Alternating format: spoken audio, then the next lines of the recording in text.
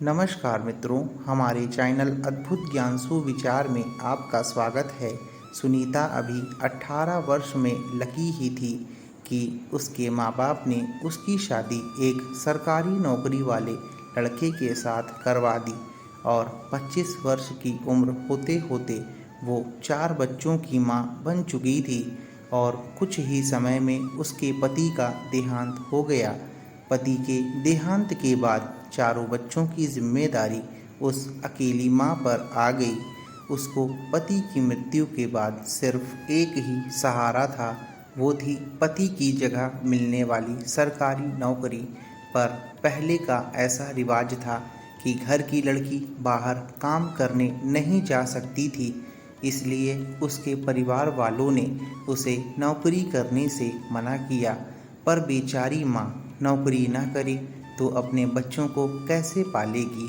उसने अपने परिवार वालों की परवाह न करते हुए नौकरी पर जाना शुरू कर दिया और जैसे तैसे अपने बच्चों की परवरिश करने लगी। उसको 2 लड़के और 2 लड़कियां थीं।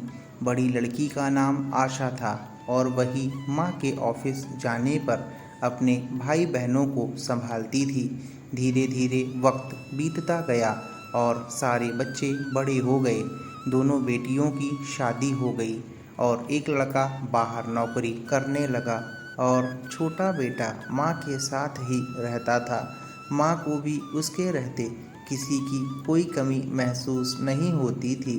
कुछ ही समय में छोटे बेटे की नौकरी भी लग गई और उसकी शादी एक सरकारी टीचर से हुई। जब से सुनीता की बहू घर आई, उसके घर के तो राव रंग ही जैसे बदल गए थे। बेटे का स्वभाव भी माँ के प्रति बदल गया। बेचारी सुनीता ये सब अकेले ही सह लेती थी, क्योंकि उसके परिवार ने बरसों पहले ही उससे नाता तोड़ दिया था। अब सुनीता 60 साल की पूरी हो गई और उसको ऑफिस से रिटायरी मिल गई और रिटायर होने पर जो भी पैसा मिला उससे छोटे बेटे ने मकान बनवा लिया और सुनीता के पास कुछ भी नहीं बचा। वह पूरी तरह से अपने छोटे बेटे पर ही निर्भर थी। सुनीता की बेटियां आशा और दिव्या कभी कभी उनसे मिलने आया करती थीं, पर उनके छोटे बेटे विकास को ये पसंद नहीं था। पता नहीं क्यों शादी के बाद से वो अपनी बहनों से नफरत करने लगा था। बढ़ती उम्र के साथ सुनीता का स्वास्थ्य खराब होने लगा, पर उसका ख्याल रखने वाला कोई नहीं था। उसकी बहू और बेटा सुबह नौकरी पर चले जाते और शाम को जब वापस आते तो अपनी माँ का हाल पूछने तक उनके पास समय नहीं होता। बेचारी दिन भर घर में अकेले पड़ी रहती। एक दिन सुनीता की तबीयत ज़्यादा बिगड़ गई और घर पर कोई नहीं था। तभी उसने अपने फ़ोन से आशा को फ़ोन किया और वह फटाफट घर आई और अपनी माँ को अस्पताल ले गई। शाम को जब विकास घर आया तो देखा माँ घर पर नहीं थीं। उनका फ़ोन भी घर पर ही था। माँ कहाँ गई होंगी, ये सोच के विकास और उसकी पत्नी परेशान थे कि तभी घर के बाहर एक ऑटो आकर रुकी और उसमें से माँ और उसकी बहन आशा निकली। दोनों को साथ देख विकास भड़क गया और बोला, माँ तुम बिना बताए घूमने निकल गई और फ़ोन घर पर छोड़ के चली गई। पता है हम कितना परेशान थे। तभी आशा बोली, विकास माँ की तबीयत बहुत ख़राब थी और घर पर कोई नहीं था। माँ ने किसी तरह मुझे कॉल की तो मैं आई और उनको अस्पताल ले गई थी। तभी विकास की पत्नी बोली, ऐसी कौन सी तबीयत खराब हो गई कि अस्पताल जाना पड़ा और हमको बताया नहीं गया। आशा अपनी माँ को अंदर छोड़ के अपने घर चली गई। दूसरे दिन रविवार था और विकास और उसकी पत्नी की छुट्टी थी कि तभी सुबह के समय आशा और दिव्या दोनों बहनें माँ को देखने आईं। विकास ने दोनों को गेट पर ही रोका और कहा, माँ ठीक हैं, तुम रुक जाओ, हम हैं उनका ख्याल रखने के लिए।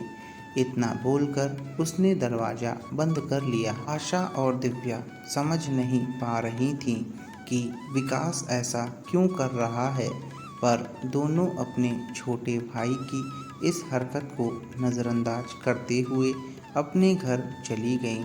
धीरे धीरे सुनीता की तबीयत खराब रहने लगी और विकास ने जब कुछ चेकअप करवाया तो पता चला कि वो अपनी सुध बुध खो चुकी हैं। वो अब किसी को पहचान नहीं पा रही थीं। जब विकास ने इसका कारण डॉक्टर से पूछा तो उसने बताया कि जीवन में कई सदमे लगने और उनके बारे में निरंतर बिना किसी से कहे मन में सोचने से ऐसा हो जाता है। इतना सुन के विकास अपनी माँ को घर ले आया और उनको उनके कमरे में बिठा दिया। धीरे धीरे सुनीता की हालत और ख़राब हो गई और वो अब किसी को नहीं पहचान पाती। लगभग 1 हफ्ते बीत गए। आशा को माँ की कोई खबर नहीं मिली तो वह फिर से घर आई। विकास ने बताया कि वो आराम कर रही हैं, जब उठेंगी तो बता दूंगा तुम आई थी। आशा ने कहा, मुझे माँ को देखने तो दो। तो विकास ने कहा, जाओ देख लो, देख के कौन सा तबीयत ठीक कर दोगी। जब आशा माँ के कमरे में पहुंची तो उनकी हालत देखे दंग रह गई। उनका कमरा बदबू मार रहा था और कमरे में लाइट भी खराब थी। माँ को देख के ऐसा लगा कि कई दिनों से उन्होंने नहाया भी नहीं है। आशा ने विकास को बुलाया और पूछा तो विकास ने कहा कि उसके पास टाइम नहीं है ये सब करने के लिए। आशा बोली, तो भाभी से बोल देते। तो उसकी भाभी ने तुरंत जवाब दिया कि मैं इस बुढ़िया की नौकरानी नहीं हूँ। तुम्हारा मन हो तो यहीं रहो और इनकी सेवा करो। और ऐसा बोल के वो अपने कमरे में चली गई। विकास भी अपनी पत्नी की इन सब बातों पर कुछ नहीं बोला और वहाँ से चला गया।